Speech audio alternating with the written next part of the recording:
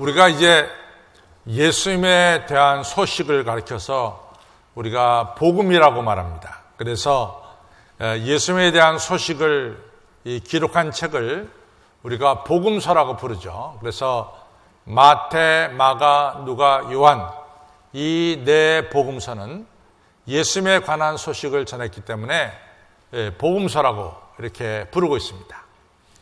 근데 이제 네 복음서를 조금 더 안으로 들어가서 보면은 예수님의 유년 시절, 어린 시절에 대해서 기록된 것은 누가복음이 제일 많이 기록했어요.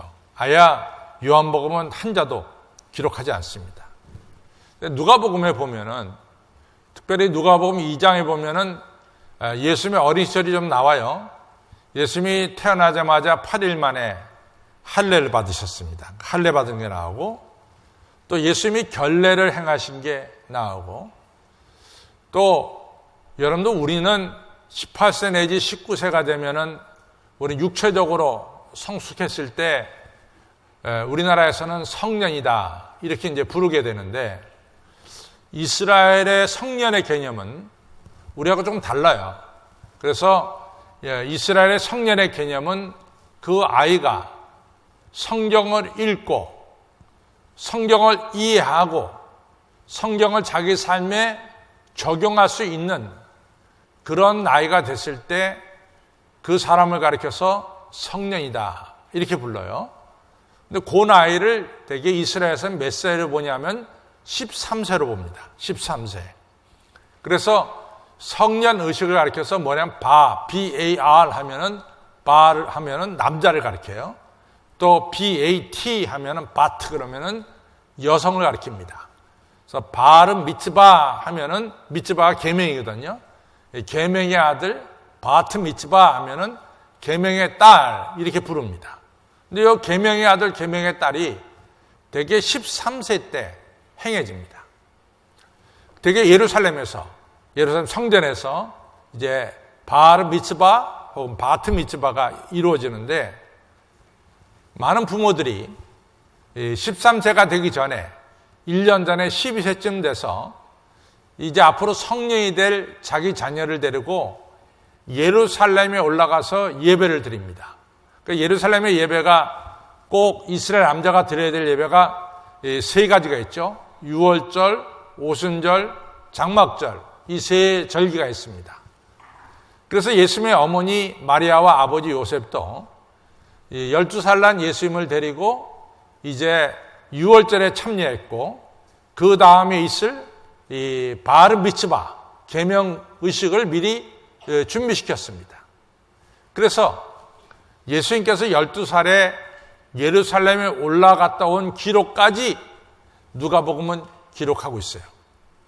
그리고 나서 예수님의 어린 시절의 기록은 더 이상 안 나옵니다.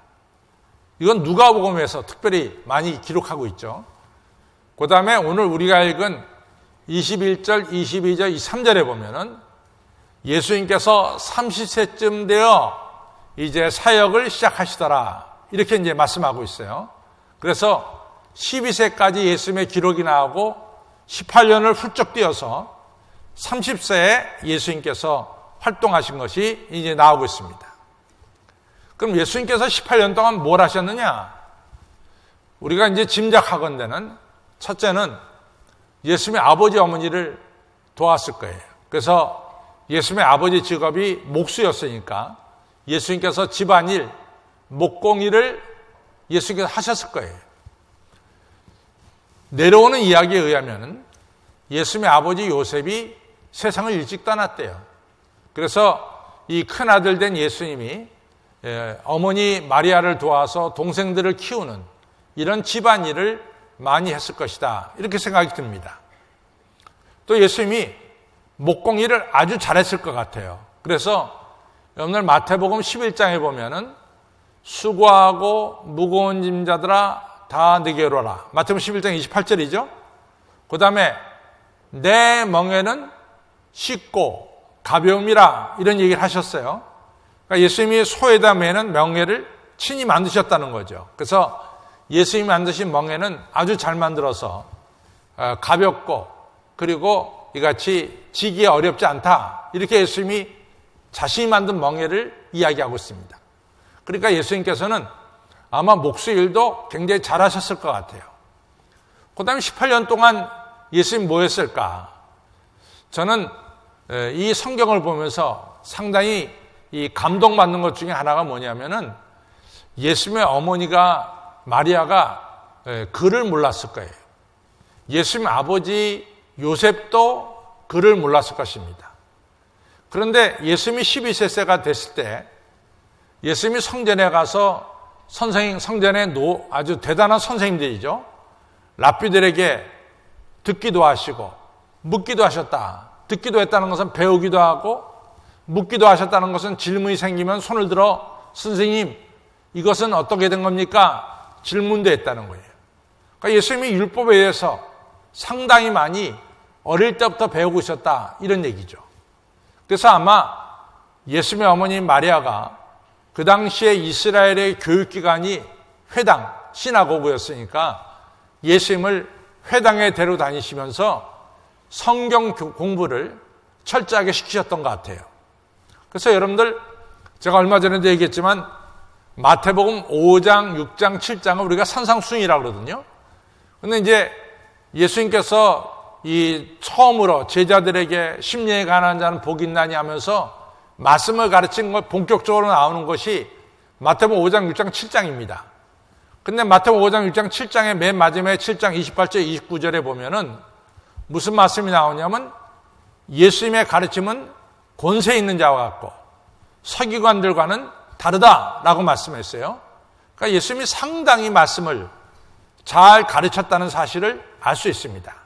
그 얘기는 우리 예수님께서 아주 말씀에 대해서 상당한 지식을 가지셨고 능통하셨다는 것을 우리에게 보여주죠. 그럼 이 실력이 언제 생겼느냐? 예수님께서 18년 동안 이처럼 목수 일을 하면서 열심히 성경을 공부하셨다 이렇게 할 수 있어요. 그 다음에 예수님께서 18년 동안 뭘 하셨는가? 저는 날마다 기도하면서 하나님과 교통하는 이런 생활을 하셨을 것이다 이런 생각이 듭니다. 그러고 나서 예수님이 30세에서부터 복음을 전했어요. 근데 여러분과 저는 30세 하면은 늦지 않은 해입니다. 30세는 적당한 때 예수님께서 활동하셨다 이렇게 생각이 들어요. 그런데 우리가 이스라엘 역사를 쭉 보면요. 그 당시에 우리 사람의 이같이 일생을 사는 기간이 얼마였냐면 대개 평균 40세였어요. 그래서 40세를 기준으로 해서 한 세대라고 부르고 있습니다. 그러니까 대개 활동을 시작한 것은 18살 혹은 20살, 22살 이럴 때 대개 20대를 중반해서 세상에 나가서 활동을 시작하는 거예요. 그런데 예수님께서는 30세에 활동을 시작한 것은 그 당시 사람들로 볼 때는 좀 늦은 감이 있는 거죠. 그 다음에 아시다시피 예수님께서 마태, 마가, 누가 이 세 복음서에는 적어도 예수님 베푸신 기적이 30가지가 넘습니다. 그러니까 예수님이 좀 더 많이 활동했다면 더 많은 기적을 베푸셨겠죠. 우리가 요한복음의 끝에 가서 보면 뭐라고 말하냐면 예수님께서 이 복음서에 기록된 것 외에도 많은 기적과 많은 말씀을 우리에게 주셨다. 그것을 다 담기에는 이같이 너무 부족하다. 이런 말씀하세요. 그러니까 성경에 나온 내용보다도 더 많은 일들을 예수님께서 행하셨다 이거죠. 그러니까 예수님이 만약 20세 때 활동을 하셨다면 더 많은 기적, 33가지의 기적이 아니라 100가지, 200가지의 기적을 예수님께서 행하셨을 것이라 그 말이죠. 그래서 예수님의 사역이 좀 늦지 않느냐 이렇게 이제 얘기하는 분들도 없지 않아 있어요. 근데 저는요 이 성경을 보면서 깨닫는 것 중에 하나가 하나님이 절대로 서두르지 않는다는 거예요. 예, 하나님 모든 걸 보면 하나님이 서두시는 법이 없어요. 하나님은 하나님의 때가 됐을 때 하나님이 역사하신다는 거죠. 그래서 우리가 이스라엘 백성들이 430년 동안 애굽에서 노예 생활하고 나왔잖아요. 그래가지고 이제 라암셋을 출발해서 하나님이 약속한 가나안 땅, 젖과 꿀이 흐르는 땅으로 가는 거예요. 근데 지도 펴놓고 보십시오. 애굽에서 나와가지고 가나안 땅 가는 최단거리가 뭐냐면 지중해 따라 올라가는 거예요. 그럼 지중해 따라 해변길을 따라 올라갈 때 일주일 걸으면은 이스라엘 백성들이 가나안 땅에 들어가는 거예요. 근데 성경에 보면 하나님이 이스라엘 백성들을 해변길로 인도하지 않고 광야길로 인도하셨다 그랬어요.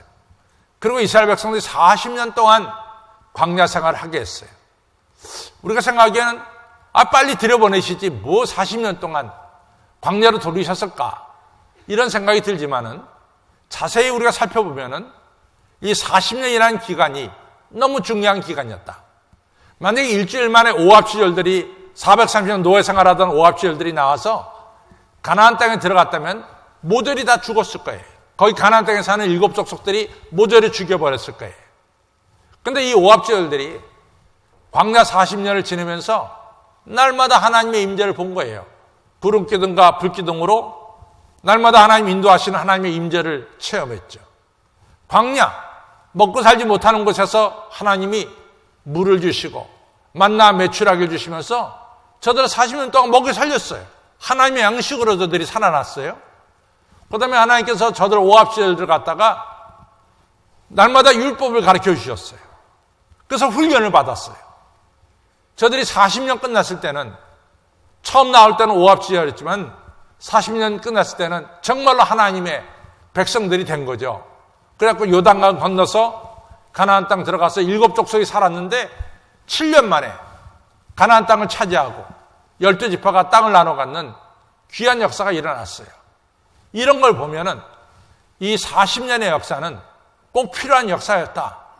하나님께서 서두르지 않고 40년 동안 훈련시킨 역사는 너무 중요한 역사였다. 우리가 이제 인식할 수 있죠.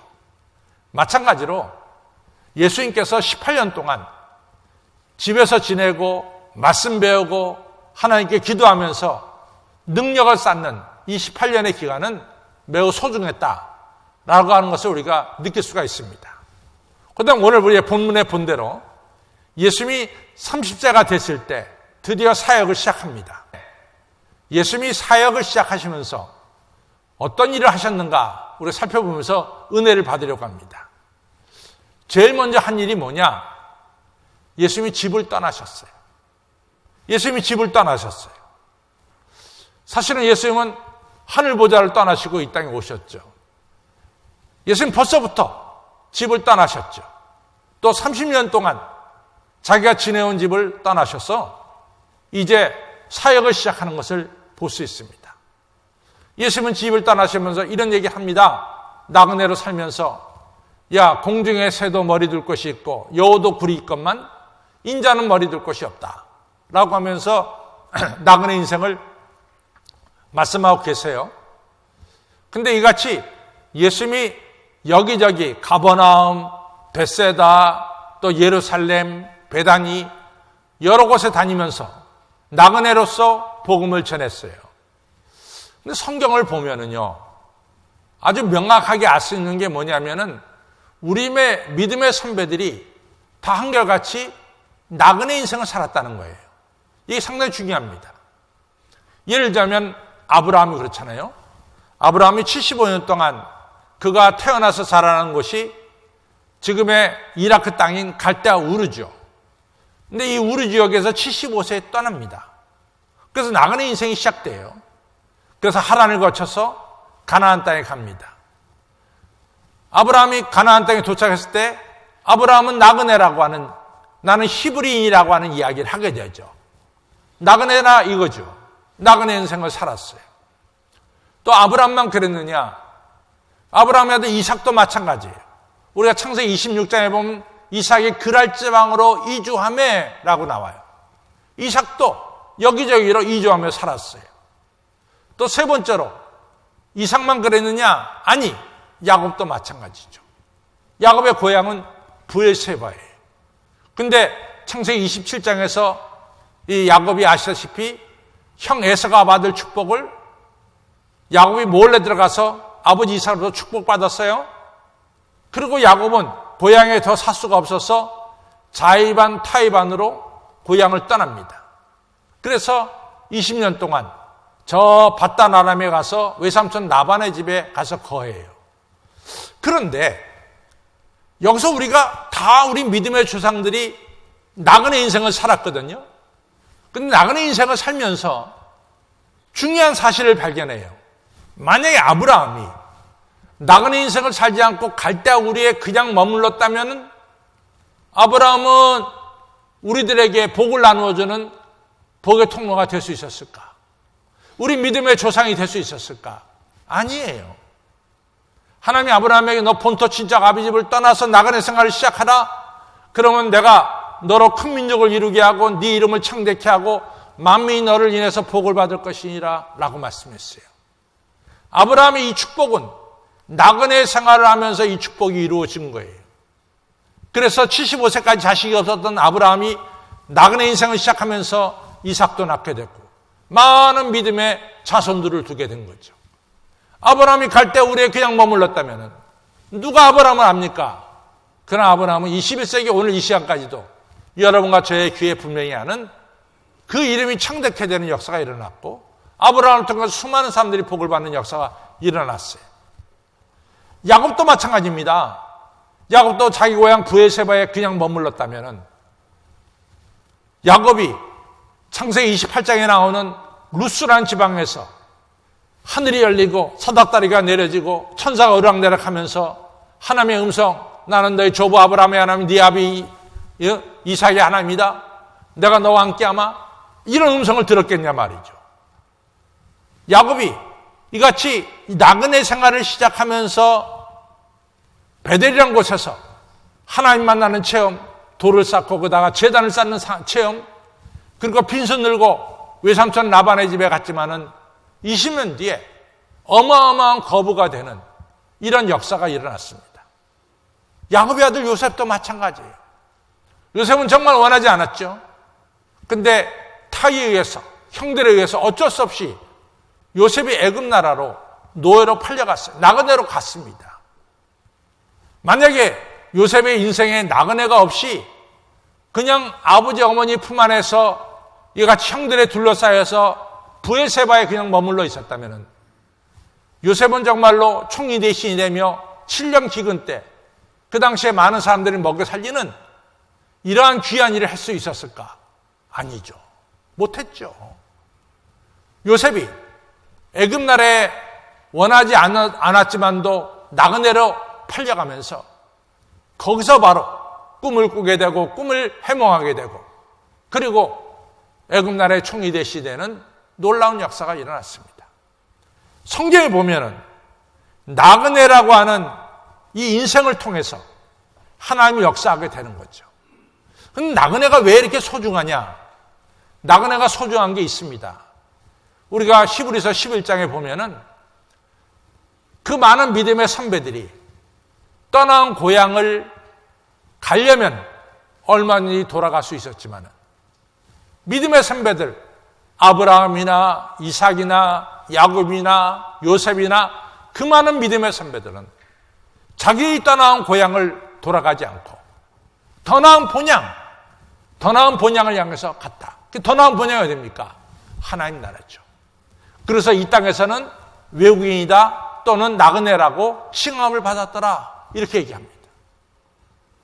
고향을 떠난 아브라함이나 이삭이나 야곱이나 요셉이나 이 모든 사람들의 정말로 본향은 어디였느냐? 하나님 나라를 본향 삼았다는 거예요. 하나님 나라가 저들의 마음속에 본향이었다는 거죠. 그래서 하나님 나라를 본향 삼고 하나님 나라를 향해 갔던 이러한 귀한 믿음의 조상들에 대해서 성경은 말하기를 나는 저들의 하나님이라 부르임을 저들에게 내가 저들의 하나님이라 불림 받는 것을 부끄럽게 여기지 아니하시고 그것을 기쁘게 여기시고 내가 저들에게 하늘나라의 새 집을 새 성을 마련하였다라고 성경은 말씀하고 있습니다. 나그네 인생을 생각하면서 중요한 것은 뭐냐? 우리가 하나님이 나의 본향이시고 내가 돌아갈 고향은 하나님 나라라고 하는 사실을 분명하게 인식하는 것이 바로 나그네입니다.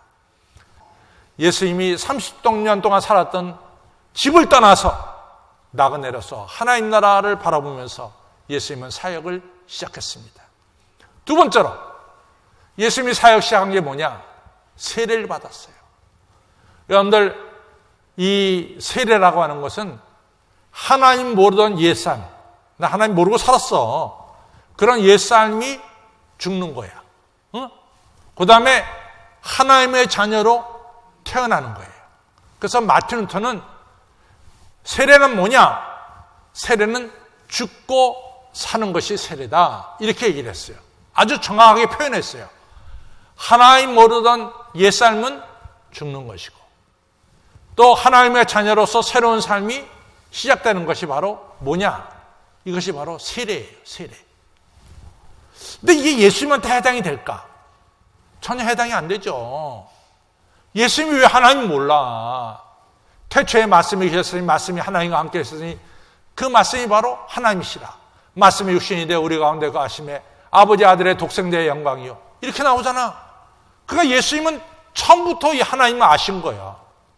그러니까 하나님 모르던 과거의 삶이 없어. 또 우리 예수님은 이같이 하나님의 자녀로 지금 사신 거야. 독생자의 영광이라 그랬어. 예수님한테는 조금 더 세례받을 의미가 없어요. 세례받을 의미가. 근데 예수님 세례받았어. 세례받았단 말이지. 세례받으러 나오니까 세례 요한이 막잖아요. 예수님이 어째서 저한테 세례받습니까? 제가 예수님께 세례받아야지. 예수님이 왜 저한테 세례받습니까? 그때 예수님이 하신 말씀이 있어요. 세례 요한아, 이것을 행함을 통해서 우리가 하나님의 뜻을 이루는 것이 아니냐라고 말씀했어요.